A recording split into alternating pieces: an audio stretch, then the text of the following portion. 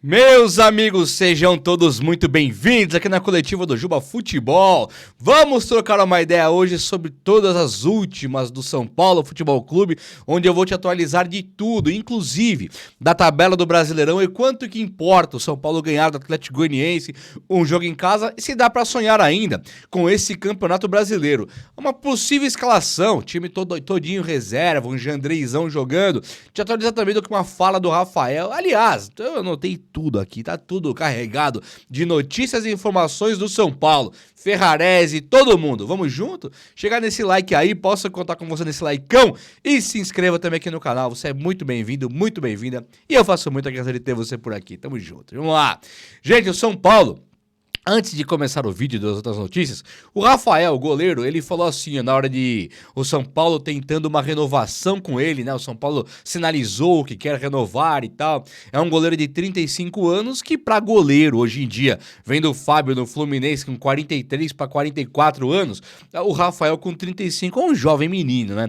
E é um cara que o São Paulo, ele descobriu que dá pra ter goleiro mesmo sem ter o Rogério Ceni, né, debaixo da trave. Depois de passarmos por situações assim vexatórias com o goleiro, o Rafael, ele é um cara que conseguiu assumir a meta do São Paulo, assumir o gol do São Paulo, e se não bastasse, o arqueiro aí ele foi campeão da Copa do Brasil. Então é um cara assim diferenciado, é um cara que o São Paulo precisa valorizar, sim. O gol do São Paulo com o Rafael é uma coisa, o time do São Paulo com o Rafael é uma coisa, sem o Rafael é outra completamente diferente. Arrisco dizer que hoje o Rafael é um dos caras, assim como o Lucas Moura, que mais faz falta pro São Paulo quando não joga. Então, um cara top, sim, quero muito que o São Paulo renove.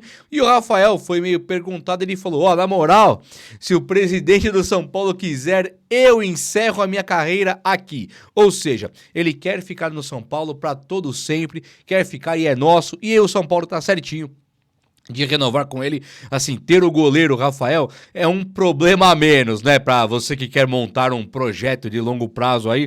O São Paulo que contratou muito na gestão de Júlio Casares, e agora, nessa janela aqui, o São Paulo ele foi honestamente patético nas contratações. Tem time. Vamos discutir esse time reserva então, inclusive para falar com o Atlético Goianiense, e inclusive o time reserva é o que nós precisamos saber para falar de elenco, né? O São Paulo contratou o Marcos Antônio e trouxe o Lisieiro de volta, só que ele perdeu um monte de cara. Então, quando perdeu, por exemplo, o Alisson, perdeu o Pablo Maia, tá perdendo jogadores. Então, se pensar nessa situação, vendeu o Diego Costa, vamos pensar aí realmente no que tem para hoje de elenco. Vamos junto? Ó, um cafezão. Deixa eu ler para vocês a tabela para falar sobre o Atlético Goianiense. A tabela do São Paulo é a seguinte: o São Paulo ele tem hoje 35 pontos. Quer que eu ponha na tela? Não precisa. Olha nos meus olhos, vocês vão entender. São Paulo tem 35 pontos, beleza? 35, 35. São Paulo é o sexto colocado, ao lado do Cruzeiro, que também tem 35. E pra mim, o São Paulo e o Cruzeiro briga título. E o Cruzeiro não tá na Libertadores e tal. Eles têm ali um foco maior no Brasileirão. Apesar de Sul-Americana, acho que eles vão por time reserva na Sul-Americana. Se o São Paulo tem o mesmo ponto do Cruzeiro, independente de número de jogos, dá pra sonhar com o título. O Botafogo tem 43 pontos. 8 a mais que o São Paulo. Só que o São Paulo pega o Atlético Goianiense em casa. O Atlético Goianiense ele tem 12 maravilhosos pontos no rebaixamento. Só que o Atlético Goianiense ele tem 5 a menos que o Cuiabá. E ele tem 8 a menos que o Corinthians, que é tô falando de baixo pra cima, né? Atlético Goianiense, 12. Cuiabá, em penúltimo, 17. Eles têm 5 a menos que o Cuiabá, 8 a menos que o Corinthians e que o Fluminense. Então, assim, já caiu, cara. O Atlético Goianiense caiu já. O São Paulo, ele pega um time que matematicamente não tá rebaixado ainda, mas ele já é rebaixado. Todo mundo já sabe disso. Então tem que ganhar. O jogo é no Morumbi, não importa qual é o time que vai entrar pra jogar. O São Paulo tem obrigação moral, obrigação de dignidade mesmo de ganhar esse jogo e ganhar bem. E, inclusive, o São Paulo colocando o time reserva, ele tem a prerrogativa, ele tem assim, não é a prerrogativa, mas ele tem um plus a mais, né? Os jogadores que estão no banco de reserva tentando provar seu valor, André Silva no banco do Caleri, vai. Tem aí o Eric, que tá no banco do Rato e do Lucas, na ponta direita. Esses caras, eles têm que mostrar o valor deles. Então eles vão entrar com sangue no olho pra ganhar. Diferente do que nós vimos daquele São Paulo e Goiás, que o São Paulo claramente jogou pouco, jogou pouquíssimo, se importou pouquíssimo com a partida. Só queria o resultado mesmo. Dessa vez, esses caras da reserva, eles vão entrar para ganhar do Atlético Goianiense. Então, misto, ou o time titular, ou o time inteiro reserva, é claro que dá para ganhar, precisa ganhar. Só para vocês terem uma ideia também, o Flamengo, que é um dos, para mim, mais favorito que o Botafogo ao título, ele tem 40 pontos. Se o São Paulo ganhar, ele vai para 38, ficando a 2 a menos que o Flamengo. É claro, o Flamengo, ele tem um jogo, ele tem que jogar também, ele pode ir para 43 na rodada e tal. Mas se o São Paulo ganha e o Flamengo não, o São Paulo fica 2 pontos do Flamengo. Tô bastante empolgado. E também o Palmeiras, ele tem que ganhar, tem 37. Se o São Paulo ganhar agora do Atlético Goianiense e o Palmeiras não ganhar, o São Paulo passa o Palmeiras, que é o quarto colocado, também um dos favoritos a esse título aqui. Gente, a vitória do São Paulo, ela tem que vir, mas o time pode ser o reserva. Se for o reserva, vamos de cabeça aqui, Jandrei, Igor Vinícius na direita, que tem perdido a posição pro Rafinha, e o Rafinha nem pode jogar também, se ele quiser ser importante na Libertadores, não pode jogar no Brasileiro o terceiro jogo seguido, então ficaria Jandrei, saindo o goleiro, Igor Vinícius. A zaga, ela vai ser o Ferrarese, apesar do Ferrarese ser o zagueiro titular na Libertadores, porque na Copa do Brasil, ali, o próximo jogo agora é Libertadores, então seria o Ferrarese jogando agora e o Alan Franco na Libertadores no meio da semana. Então Ferrarese na zaga, tira o Arboleda e pode vir aí um Sabino na esquerda, sendo que o São Paulo contratou o Sabino, o cara está lá treinando, e você vai poupar aí o Arboleda e o Ferrarese, nada melhor do que pôr o Sabino de zagueiro mesmo e ver por que o São Paulo comprou esse cara. Na esquerda, o Patrick Lanza. O Patrick Lanza é um jogador que ele é reserva do Wellington e ele não se provou ainda. Mas nas últimas vezes que ele entrou, vamos falar real mesmo, ele não jogou menos que o Wellington. O Wellington não tá brilhando absolutamente nada no São Paulo, e o Patrick Lanza não brilhou menos, não jogou menos em lugar nenhum, em posição nenhuma, em momento algum. Inclusive ele foi pra frente, ele tentou uns cruzamentos, ele tentou muitas vezes mais do que o Wellington, que é um cara que tem ajudado no sistema defensivo, tem jogado um futebol bastante sério, mas o Wellington ele tá muito distante de ser aquele cara que é um lateral ideal pro São Paulo, que vai até o fundo, cruza a bola e tal.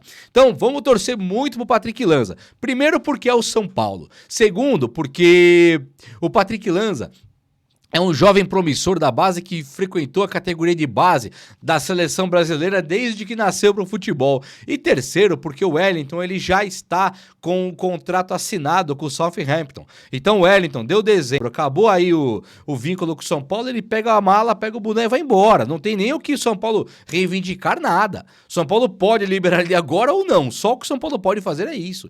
De resto, já assinou com outro clube. Então, mais do que nunca, temos que torcer pro Patrick Lanza. Mais do que nunca. Lateral esquerdo, Alexandre não veio ainda. Pode ser que venha. Ah, Juba, vai fechar a janela. Só de inscrição para Libertadores. A janela continua aberta. O São Paulo pode trazer o Alexandre. Seria ridículo trazer fora da Libertadores, né? Trazer o cara desse porte para não jogar a Libertadores porque não deu tempo de inscrever. Então vamos torcer muito pro Patrick Lanza agora, porque a diretoria fez o favor de não se reforçar na posição mais carente, que é a lateral esquerda. Uma diretoria que só pensa em volante. Ela parece que ela quer montar uma concessionária de carro, né? É a montadora de carro, só quer trabalhar com volante. Então, ainda bem que não tem a posição câmbio, acelerador, né, no campo. Não era só acelerador, câmbio e volante. Time, uma diretoria esquisita, cara. Olha que time penso. Você vai jogar agora. Imagina que o Wellington machuca. Deus me livre, o Wellington se machuca. Falando sério, Deus me livre mesmo. E o São Paulo tem que ganhar do Flamengo, do Botafogo e do Palmeiras, o Brasileirão. E os caras têm Píqueres, Matias Vinha, Ayrton Lucas e o Cuiabano, e o São Paulo tem o Patrick Lanza. Olha a discrepância disso, olha o nível da divergência, o quanto os caras estão à nossa frente nessa posição. E o São Paulo buscando o Thiago Mendes, Paul Fernandes, contratou aí o Marcos Antônio, é só volante. Bobadilha, Luiz Gustavo, Perdeu o Alisson e Pablo Maia, voltou o Lisieiro, voltou o Yerson Mendes, é só volante que interessa. O Belmonte ele não enxerga o campo, ele só enxerga ali a área de volante, é impressionante. Parabéns aos envolvidos aí, parabéns mesmo. Não quero reclamar não, mas parabéns, viu? Olha só, falei do Rafael e falei também aqui do menino aí, o Ferrarese, né? Agora, e do Lanza. Uma coisa que eu acho muito importante é falar do Eric também e do André Silva. Isso aqui pra mim é muito importante e é tema pra discutir também time titular. Vamos lá. Friozinho, nossa, e o cafezinho desce bem, hein? O Eric é um jogador que tem despertado aí pra gente muita curiosidade. Por que o Zubeldia tem afastado tanto o Wellington do time do São Paulo? E tem afastado, hein? Vamos falar real mesmo, o Zubeldia merece todos os elogios. Todos. Teve gente, inclusive, aqui no canal perguntando o que eu queria. Se eu queria que trocasse a diretoria, trocasse o Zubeldia, que nada tá bom pra mim. Tá tudo bom pra mim. O Zubeldia é técnico perfeito, aí fica no São Paulo, tá maravilhoso. Mas não dá pra negar que o Wellington perdeu espaço. E o o Eric perdeu espaço. O Wellington Rato voltando agora, eu acho que o Wellington Rato é um grande jogador, tá? Eu gosto muito do Wellington Rato e tô falando voltar agora, não é que ele voltou de contusão, é voltar ao ritmo que ele imprimiu nos jogos do ano passado. Gosto bastante do Wellington Rato, acho ele importantíssimo pela bola que ele joga, pelo espírito de luta, pelo espírito de equipe que ele tem, a competitividade do cara. Gosto demais desse rapaz aí do Wellington Rato. Mas assim, ele é mais importante ainda pelo Lucas Moura poder ser centralizado e o Rato ficar na ponta direita. E a mesma coisa se aplica pro Eric. O São Paulo pode ter agora... eu tava falando da escalação. Nossa, parei no Ferrarese, né? Parei no Patrick Lanza.